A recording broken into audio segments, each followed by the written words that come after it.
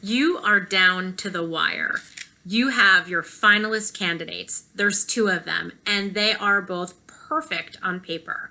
They both have fantastic educational backgrounds. They've both had work experience that's a perfect match to what you need for the job description.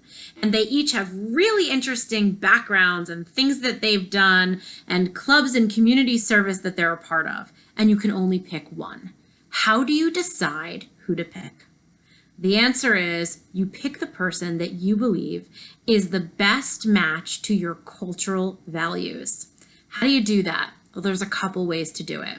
The first is make sure you know your company's values. Make sure you can write them out, and then hold the resumes and your notes from the interview up against your cultural value statement and actually draw lines and start to match and say, how much does this person live examples of what we are trying to live in our company?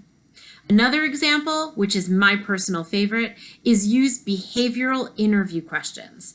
Behavioral interview questions are questions that cause and create need for the interviewee to answer questions using stories. Most of them start with, give me an example of a time when. And you can talk about scenarios with this person to get a sense of what he is like when there's conflict, or what she does when stress begins, or how he plays a role on a team, or what she does when people don't agree with her.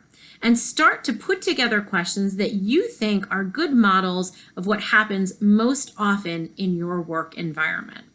At the end of the day, 2 candidates may look the same on paper, but the culture that you're trying to create is always going to be the most important match for you to find if you're trying to build a company that's going to sustain and grow in the end.